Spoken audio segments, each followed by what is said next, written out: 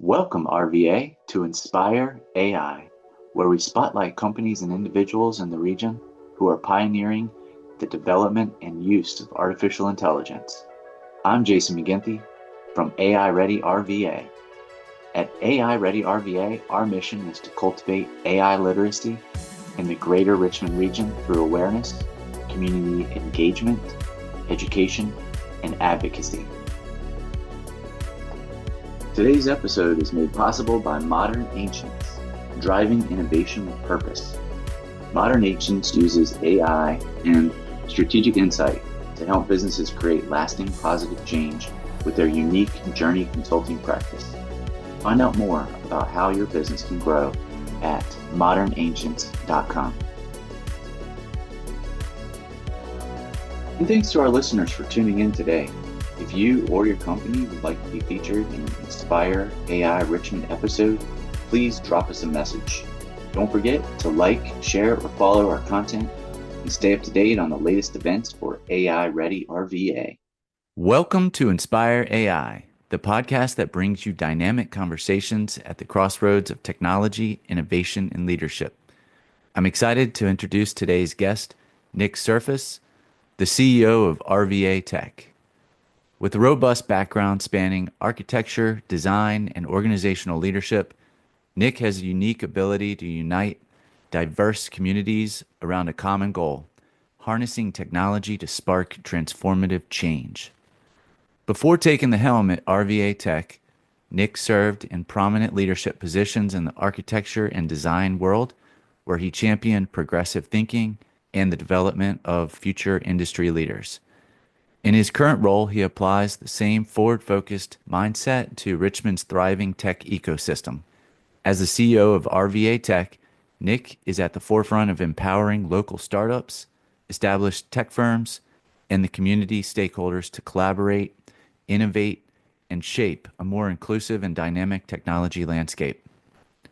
Nick's passion for education, community building, and strategic partnerships has made him a notable figure in Richmond's broader economic development scene.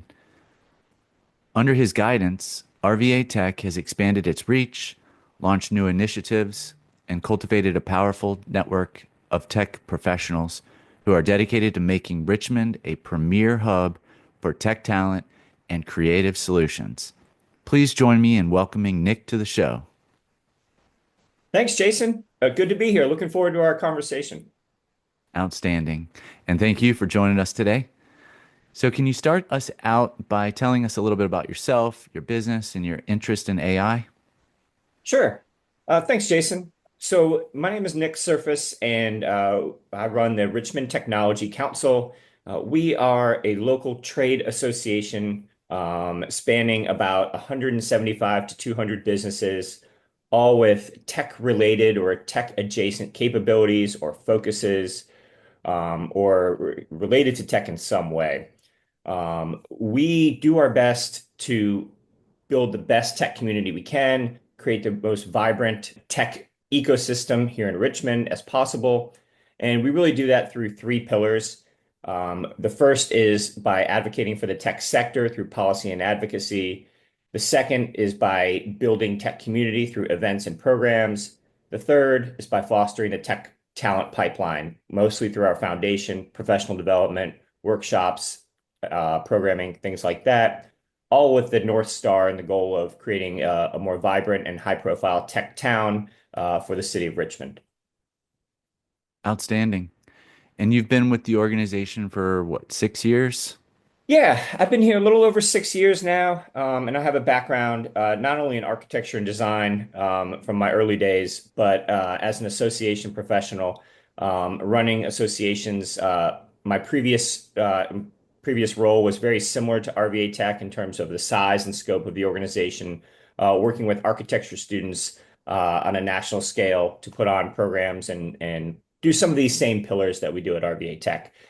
But when I came to RVA Tech about 6 years ago, it was an opportunity to level up the organization. The organization had built itself pretty robustly from its start in about the early 90s, and had built some programs, had built a great Women in Tech conference, had a very sizable awards gala, golf tournament, all of those kind of typical association elements.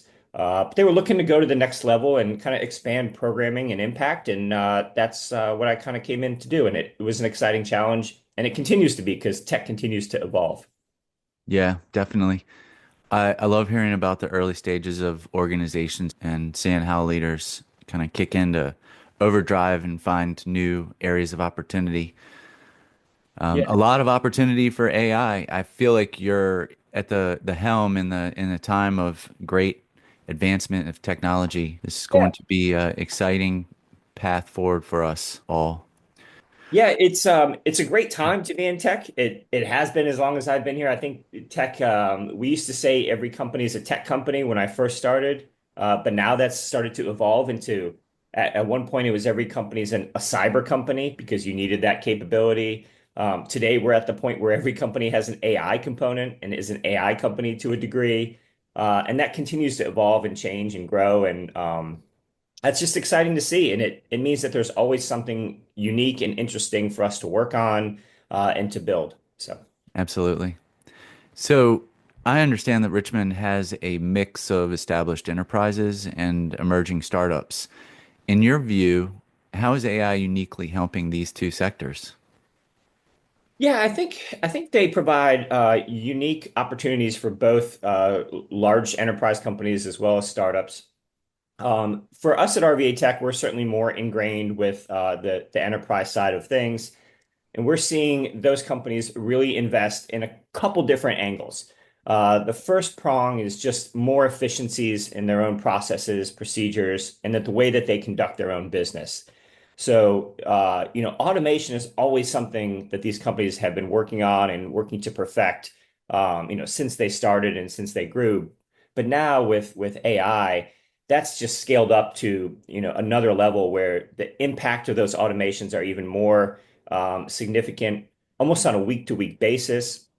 I'm hearing stories about how companies are, just changing procedures and processes literally almost weekly or monthly, if not. So we're seeing those companies get better at what they're doing and get more impactful and more efficient. The second prong of that side of the equation is we're seeing them spin up new business processes or new business value, new business elements. They're doing things that maybe they weren't doing in the past or weren't capable of doing. So potential new services for their customers, potential new products, and new offerings. So these businesses that have obviously built to a large scale are now poised to continue to build, which I think is exciting for them and certainly is great for Richmond as a whole in our ecosystem. On the startup side, we're just seeing the reduction of another barrier to entry here for startups. I think with AI, there's a new element to add value or to bring a unique value proposition to the table. Companies are starting up not just with an idea, but with an idea tied to tech, meaning we want to change a particular problem or solve a particular problem, and now we have a new tool to do that. So it's not just we're a new FinTech company or we're a new biotech company. We're a new biotech AI company that automates a particular process or procedure or provides a value that didn't exist before. So it's a whole new kind of tool in the toolbox for entrepreneurs and provides kind of the a floodgates of opportunity, so to speak, to create new companies. Yeah. Yeah, as you were explaining some of those various layers of change for each of the sectors pointed out, I feel like we're at a moment where, well, one, the markets are expecting great change from all companies, and two, the companies are seeing themselves possibly at a pivotal moment of resetting their business their business approach in discerning what it is they should be doing with their products and services and how they can leverage these technologies and very easily seeing themselves go from mature back to the innovative states of Yeah. change. Yeah. Yeah, absolutely. We're seeing that big strategic question asked across the board of should we be using this? And the answer is usually yes. And then if so, how? and at what stage of our process. Are we just trying to elevate our legacy systems a little bit better? Or like you said, are we trying to go back to square one and innovate and say, if we were to wipe everything clean and start from scratch using this technology, Mm-hmm.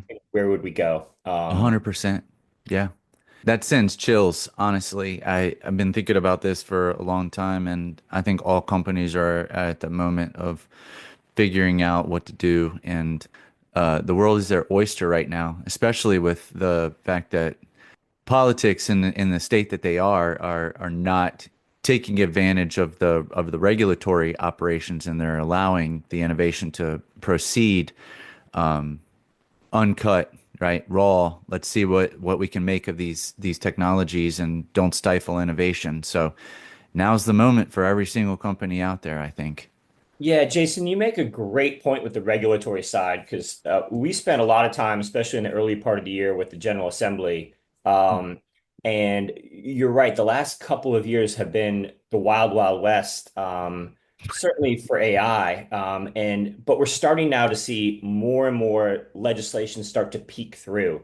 The number of bills and the number of pieces of legislation that we're tracking and involved in, either supporting or opposing has exponentially increased just in the last 2 years, but it's still not figured out. There isn't Right. one universal piece of legislation in any particular state that is kind of the North Star for anybody. So Hmm. it still is very much the wild, wild west, which, like you kind of were starting to highlight, creates opportunity. It means innovation can happen right now. There's not a lot of framework or a lot of regulation.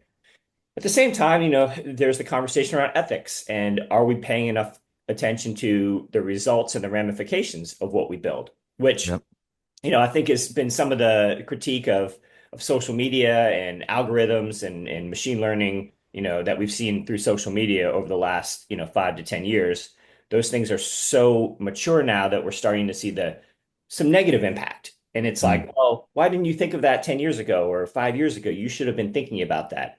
And as technologists, I think a lot of times we're head down in building the product, not necessarily envisioning all the philosophical and ethical ramifications 5 to 10 years down the road. Oh yeah, yeah.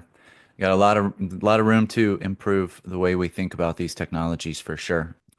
So let's move to how do you think AI is changing the job landscape over the next 3 to 5 years? Yeah, it's a great question. I think it's probably the number one question that I get. I think even more so than how should I use AI? What tools should I use? It's is my job at risk? How does my workforce change? How do I, change how I manage my human capital and so forth? And I'll tell you from our perspective at RVA Tech, with our 200 members, I think tech talent is probably the number one most significant element, concern, item that is on their docket. Are we attracting the right talent to town? Are we upskilling the talent we have? Are we building the pipeline we have? And now with AI, that conversation continues, but now with a whole new lens of this new technology, which is a more democratized or accessible technology than anything we've ever seen. And I think, you and I know that, that's probably what's causing a lot of this increase or explosion in AI is that everybody can use it from an elementary school kid up to, a grandparent. And it's just so easy to use. And when you look back and you look at the roadmap here and you look at some of the other technologies that at one time were emerging and unknown, things like search engines or just the internet itself, or then mobile phones, and then the evolution of different types of mobile phones where we got to voice, and then we started to get to AI with Siri and some of those things. And those were all very unknown pieces of tech that got democratized or accessible really quickly, and then we're able to skyrocket and become just part of the average tech lexicon of any individual in any given day. And I think that's where we're going with AI, and also why the job question is so critical, because AI is going to be just part of the tech stack in anything we work on. Hmm. I think we're trying to segment it right now, or maybe we're not trying. It's being segmented as its own topic or its own subject matter expertise. when in reality, I think in 10 years, it's just going to be part of tech. It's going to be a piece of everything we do, similar to cyber and security. We've got to keep, our new tech secure, whatever that tech is, whatever application we're building. In 10 years, whatever application we're building will have to have a machine learning and an AI component. And the smarter it is, the more impactful and the more business value it's going to have. So job roles are going to need to have this, expertise incorporated into it at almost every level, from not just deep tech software engineers and coders, but to marketers and managers and project managers and product designers. Anybody who's, yeah, I mean, it's going to capture 360 degrees of the workforce, and it's just a matter of how quickly we can get everybody to that point. Yeah. We have this debate regularly in AI Ready RVA's leadership community about how technical do we need to Hmm. consider the future workforce, whether they believe themselves to be tech or not.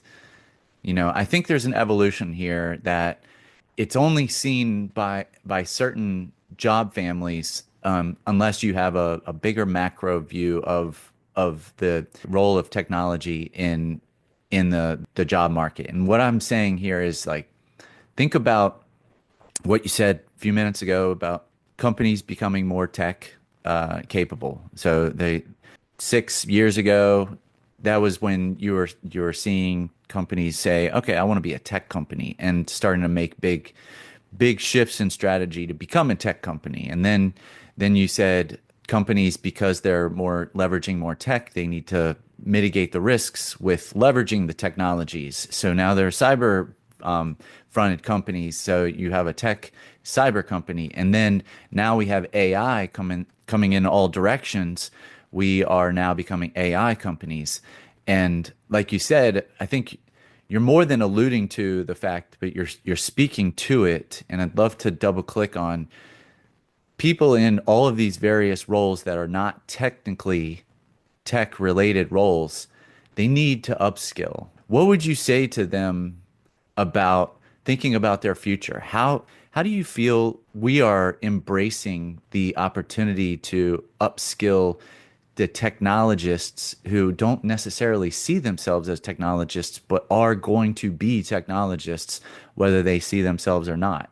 Like, if you agree to that, I'd love to hear your opinion.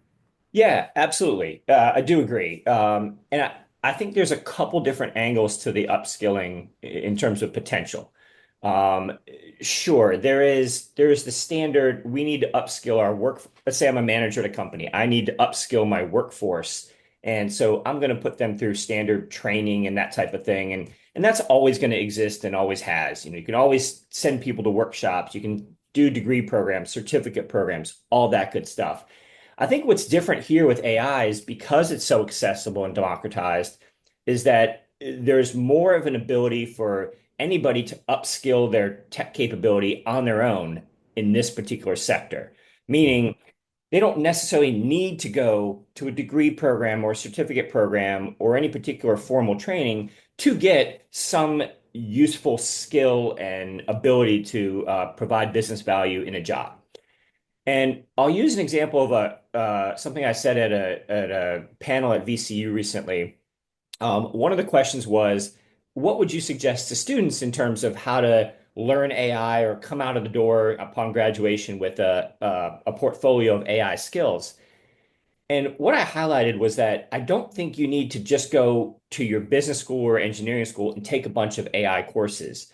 I think what would be even more valuable to students or to anybody else is just to start applying AI to particular projects that you're working on and say, deliberately and intentionally to yourself, on this new project I have, I'm going to try to implement an AI, platform or technology of some nature to just learn, to just figure out how it could work. And maybe that's as simple as, hey, I have a content plan for social media. I'm a marketing manager. I'm gonna use a particular platform to generate at this time. And you Mhm. start to do these things in all these different projects, and maybe you do that for 6 months, and then you look back and you start to realize that you're going to be able to tell your people, your coworkers, oh, hey, you can use this for that, you can do this for that, or I tried this for this particular problem.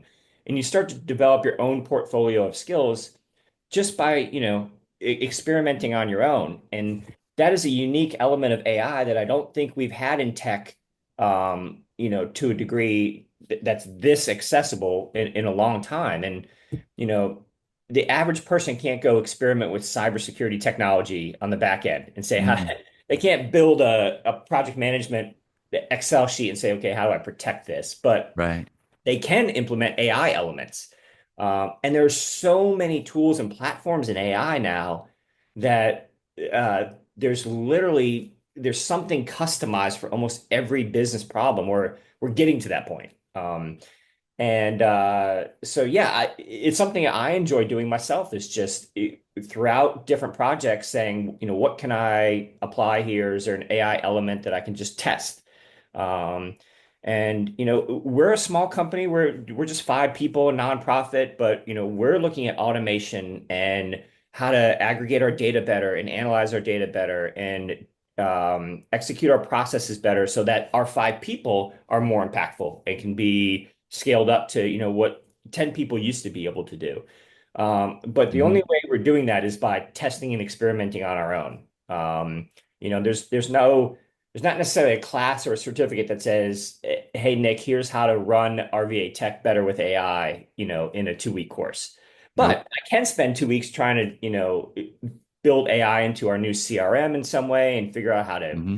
automate invoicing or put a plan for, conference programming together Hmm. or checklists or customer service, draft emails, things like that. So Yep. No, experiment. as you're explaining your five-person company approach and leveraging AI makes me think that, what I've heard recently is billion-dollar companies can be run by one or two people these days because of the ability of these automations to work to our advantage. So yeah, I believe it, and keep going, man. Like Yeah. there's so I much there. Yeah, I think to your point, yes, there's absolutely the potential to shrink, but like any business, you're going to always look for new opportunities as well, and you're going to look for innovation and how you can provide additional value. So while there may be a contraction on one side with, hey, we don't need 100 people to do this particular thing anymore, but with all these tools and capabilities, it would be sweet to have 100 people over here just innovating and driving forward some new product development, some new innovations, and things like that to build a business. So Totally, yeah. I believe that vision is going to steer companies away from the risk of chopping roles for the sake of cutting back and reducing OpEx to thinking strategically and becoming more innovators.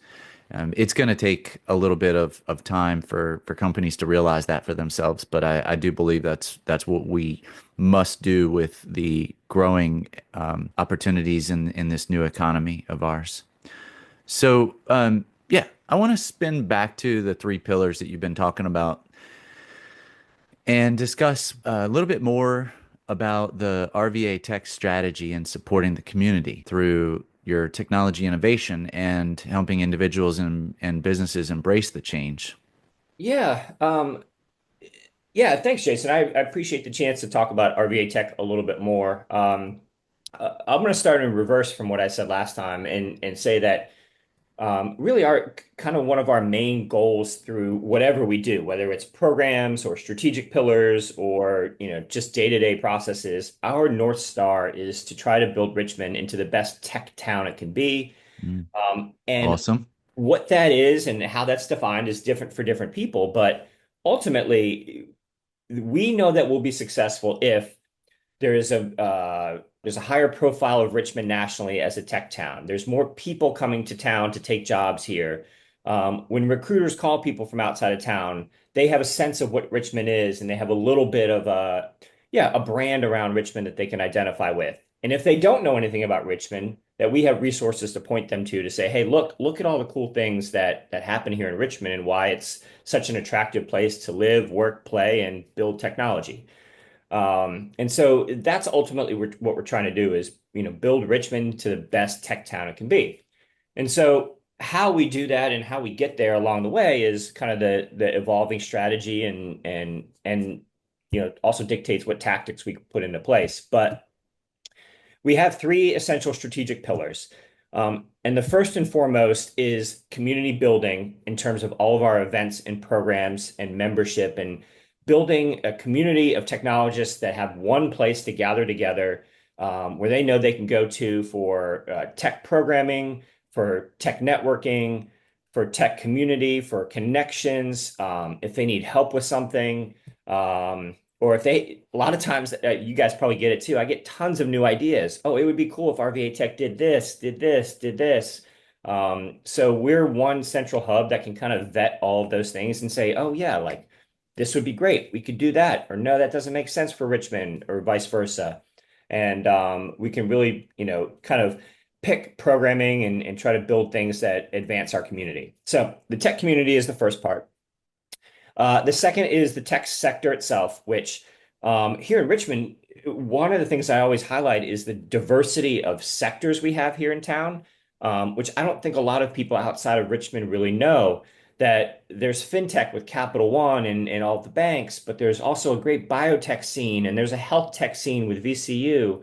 Insurance has a big, presence here with Kinsale Insurance and with Markel. We have advanced manufacturing. A lot of people don't even know that Sabra Hummus has a big plant down in Colonial Heights. We have Lego coming to town, very soon. We have, Really? That's exciting. yeah, I mean, we have an entire Center for Advanced Manufacturing just in South Richmond that is poised to just build capability and economic development around that sector. And then you look at just technology itself. You look at companies like CoStar who own apartments.com and homes.com and they're building, a set of internet properties. You look at CarMax, which, yeah, it's retail to a degree, but that retail now is almost, a significant percentage is online. We're not going, to the parking lot to shop for cars as much as we used to. And the online presence has to be robust and support that retail component. So CarMax is very much a tech company itself. And I know I mentioned Capital One in the fintech space, but really they're almost just all tech in a lot of ways. It just happened to, ultimately build it around the financial sector. And we're seeing new companies every day. You've highlighted a handful of times the startup scene here is really robust and interesting. There's all kinds of new things happening, from things that are deep tech. There's a company called NearSense that's doing bioinformatics for the military and for soldiers. There's a great company called Brandify that's doing cosmetics and democratizing high-end cosmetics in a subscription service. There's all kinds of really cool, really wild, very diverse things happening here in Richmond. And so, as we build the tech sector, it's important to know that that sector is more than just Capital One. It's more than just CarMax. It also includes state government, which is, a lot of people I don't think always think at the forefront of spending that government is one of the biggest spenders, in the state and in the country. And so that's a business that a lot of people serve. So we do our best to elevate the tech sector, whether that's bringing companies to town or creating a healthy environment for companies to exist and to operate here. And we do that through, relationships with government, being at the General Assembly, and then working on policy both locally and statewide throughout the year. So the tech sector is pillar number two. And then pillar number three for us is tech talent, meaning that we want to build, attract, and retain a strong workforce here in Richmond in technology. At the early stages, that's our K through 12 programming. And so we have a specific foundation here in town that raises money just to support K through 12 initiatives. They're happening here in the city, they're happening in all the different counties. And we're always kind of surveying the landscape to see where we can infuse support to help build those programs.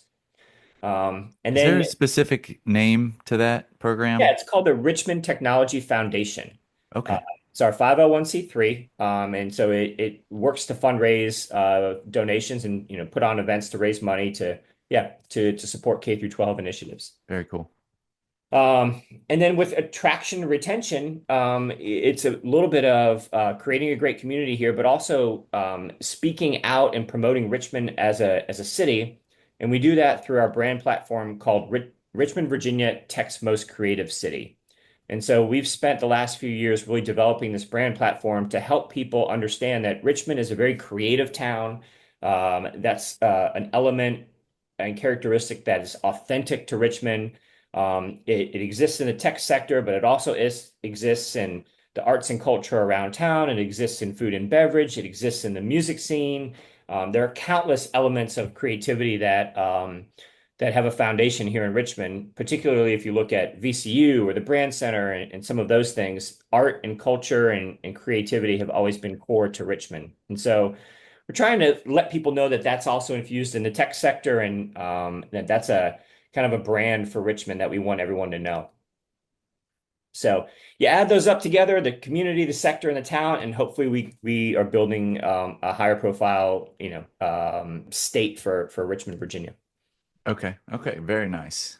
So this kind of off the cuff here, thinking about your tech talent pillar, and you have uniquely identified the creative community to support them in the tech talent initiatives. Do you have other directives, or is it really just solely about raising our K through 12 technologists of the future and our creatives, making Richmond Tech's most creative city? I love that, honestly. Um, Cool.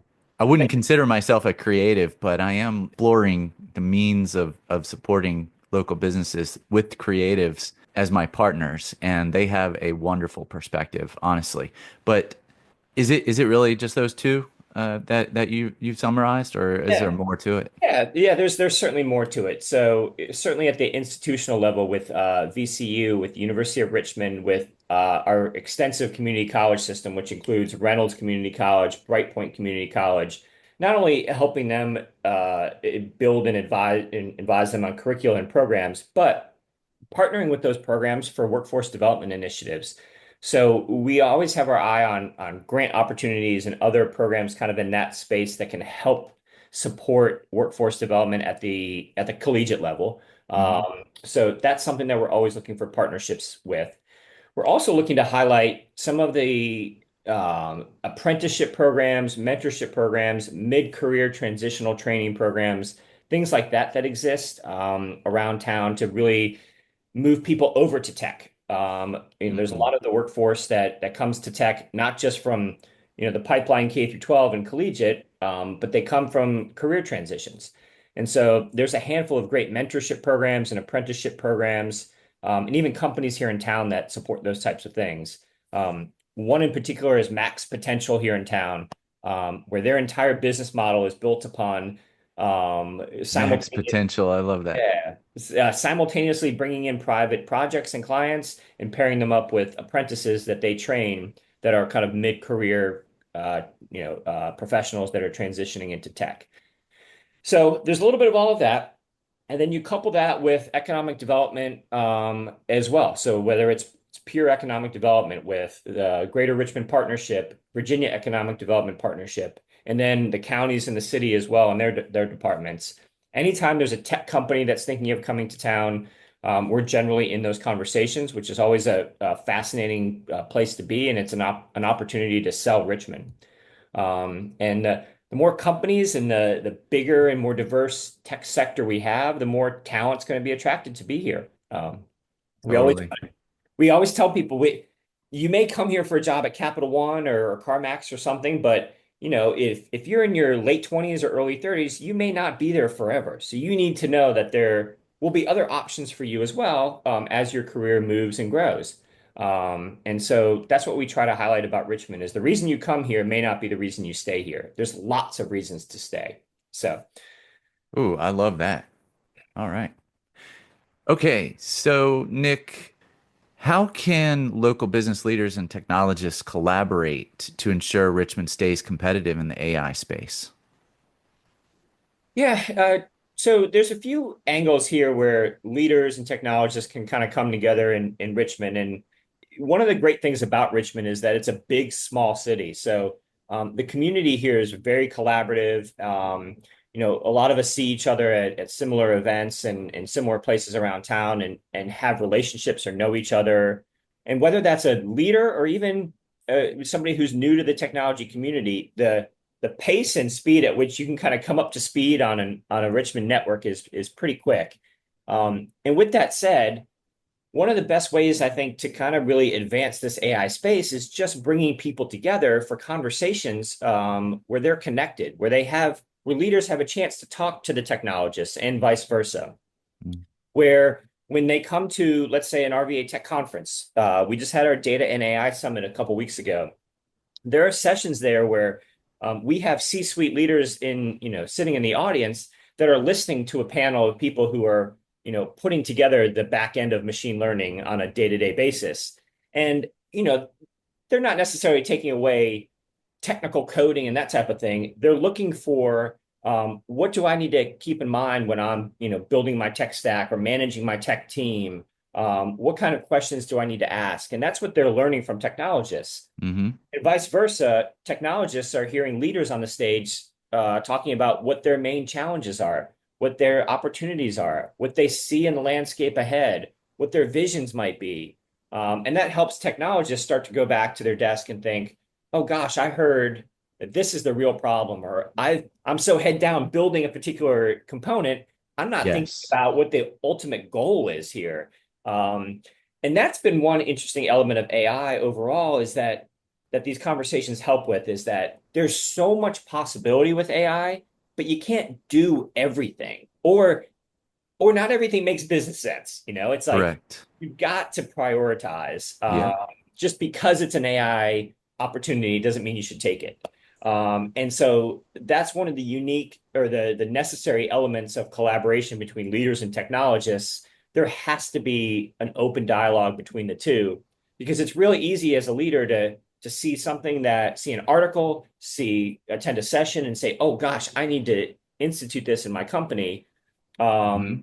Or vice versa, a technologist learns a new capability and wants to apply it, but really they've got to come together and figure out if it makes business sense because it's going to take time away from something else you might be working on. So, Yep. yeah, those collaborations need to happen. Certainly, RVA Tech events or AI Ready RVA events are great places, but also just in the workplace and day to day, being in the office or in boardrooms, having those conversations about prioritization and understanding both the deep tech and the strategic tech, will help make good choices. Yes. Yes. When you first set out to describe those collaborative moments, the environment that we need to build and take advantage of, I thought about AI Ready RVA's cohorts. The cohort scene is starting to establish itself pretty prominently in the community. And I feel like there's definitely opportunity for us to just keep going in that realm of exploration and just build, build, build. Have you become aware of our cohort scene? And is there any specific advice you would give to us overall around how to manage and keep the conversations going through our cohorts? Yeah, Jason, I think your cohort model is the most fascinating element of what you all do, to be honest. Nice. I mean, AI is certainly as a topic at the forefront of almost every programmatic thing I see around town these days. Whether it's ACG, RVA Tech, AI Ready RVA, even just academic panels and programs. Everybody is trying to figure it out or understand it. But I do think your model of the cohorts is really interesting because it creates community at a different level that doesn't exist right now, at a more intimate, close, collaborative level. Going back to the previous question about getting business leaders with technologists, that's a cohort is a really intimate place to do that. You also are able to do more frequent hits along the way. I Hmm. don't know if it's monthly that you're doing or bi-monthly or what have you, but either way, those types of frequent, rhythmic opportunities to gather together, I think are really compelling and important. And that's how we look at our conferences in a certain way. Those are Hmm. certainly bigger nodes throughout the year, but we see them in a similar fashion of, okay, once every month or two, there's a conference where our community can come together, and there's a different angle each time, and there's a different focus to each conference, but it isn't a big node on the calendar that, is repetitive throughout the year. And you all kind of have that, at a more intimate scale with the cohort. So I think it's really interesting and fascinating. Yeah. Um, on the flip side, you asked about, things to watch out for. So when I first came on board at RVA Tech, we had one conference. It was the Women in Tech conference. And then over the course of the last 6 years, we've both grown and contracted those conferences. At one point, we had seven along the way, and it became too difficult to do everything well, is what we. Hmm. And we started to get into areas where maybe weren't our core competency, or didn't have a big enough audience to really create a critical mass. There just wasn't a demand for it. So at one point we moved up to seven. We're now down to five, and we may even contract or blend some things further to four to make sure that we're putting on quality programming as best we can, for the portfolio we have. So we are trying to double down on quality over quantity as we move forward. And so, but that's something that, we've learned and tested over the last 6 years. Yep.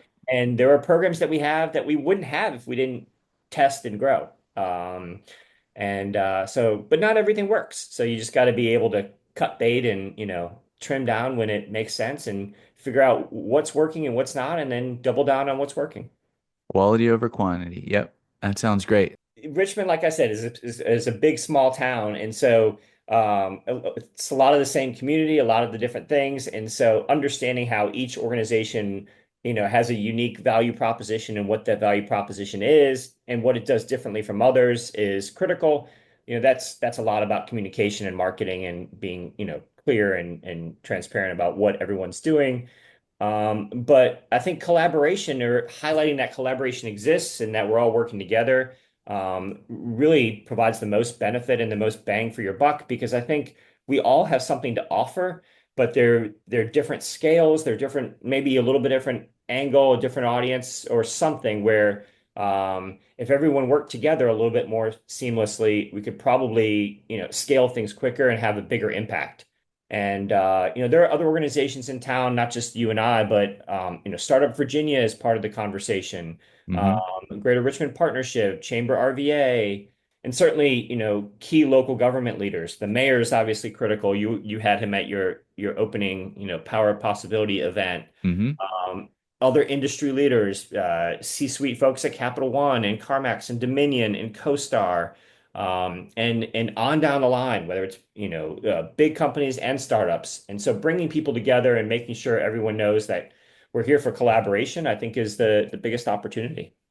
Yep. As you said, a unified front within the community. Absolutely. All right. So looking ahead, how do you envision RVA Tech evolving its AI related programs, and how can the broader community get involved in shaping that future? Sure. Well, we are a small association that is volunteer led and volunteer driven. So we are always looking for volunteers in all components of our organization, whether it's the different conferences, whether it's policy, whether it's the foundation and workforce. So encourage people to volunteer online and get involved with RVA Tech if they're not, um, because we are always evolving and growing and expanding what we're trying to do. You mentioned related to AI programs. It's been interesting over the last few years because as our volunteer committees look to put on programming, whether it's our cyber conference or a data conference or our product conference, the last couple of years have been all about AI, whether it's an AI track or an AI lens, an AI subheading. It's all, even our data summit has become the data and AI summit. Our CyberCon has an AI lens almost to everything it puts on the stage. Product Fest is doing the same, and so there are AI components in everything we do. Mhm. And I think that just speaks to the fact that it's just becoming part of the technology stack. And as we look at RVA Tech programming, we are trying to create large, kind of evergreen, sustainable catch-all, umbrellas that then, allow for emerging tech to change and evolve over time. And so, hopefully, our data and AI summit will stay that way, and the tech behind it and the AI that changes and the machine learning that changes will be lumped into the programming. Same with cybersecurity, the same with product. Women in tech is certainly demographic based, but that will be sustainable and evergreen, and it's just what they choose to highlight underneath it. And so that's how we look at our programming is what can we create that's sustainable and evergreen and allows for the evolution of tech? Because again, we started in the early 90s and tech is very different today from where it was then. And so we want to make sure that we can accommodate the topic that we look to showcase. Yep. Sounds like we just made a full circle, Nick. I Back think to so. AI is everywhere. AI is impacting everything, and Yep. we need to be thinking about it as such. So, all right, Nick, it's been an awesome interview so far. I have one last question for you. If you could have any superpower, what would it be and why? Jason, this is really easy and it's probably going to be a very unusual superpower. But if I had the ability to bring a professional sports team to Richmond, Virginia, that's what I would do. I think everything we do at RVA Tech and you guys do at AI Ready RVA is, a step in the right direction to help Richmond. But if there could be one big bang for buck thing that could transform this town and put it on the map a little bit, I think it's a professional sports team. Which type of sport, Nick? I'd probably go a little. Look, we're a big small town. We're a community-based organization. I'd keep it to something that's family friendly, that is accessible. I'd keep it to hockey or baseball, something that's fun that you go to as an experience. Yeah. We certainly have baseball already with the Squirrels that do pretty well. I love for hockey to come back to Richmond because it's just something that is, it's accessible, it's democratized, it's fun for families a lot of different creative, cool things you can do with it. And the scale is a little bit different than, NFL or something like Hmm. that. So, Yeah. yeah, I'd love to see hockey back in town. The old Richmond Renegades. Yes, sir. Oh my gosh, that takes me back. Yeah, man. Well, it's been a fantastic time with you today, Nick. I really appreciate all of your valuable insights. I know the community will enjoy this episode. And I really am excited about the partnership between RVA Tech and AI Ready RVA going forward. There's so much synergy here to be had. It really gets me excited, and I am very much looking forward to the next year or two down the road where we really start ramping up and helping Richmond become the tech community that it can be. So thank you. Awesome. Thanks, Jason. And I hope more people come to Tech's most creative city. Excellent. All right, man. Take care. All right. And thanks to our listeners for tuning in today. If you or your company would like to be featured in the Inspire AI Richmond episode, please drop us a message. Don't forget to like, share, or follow our content and stay up to date on the latest events for AI Ready RVA. Thank you again and see you next time.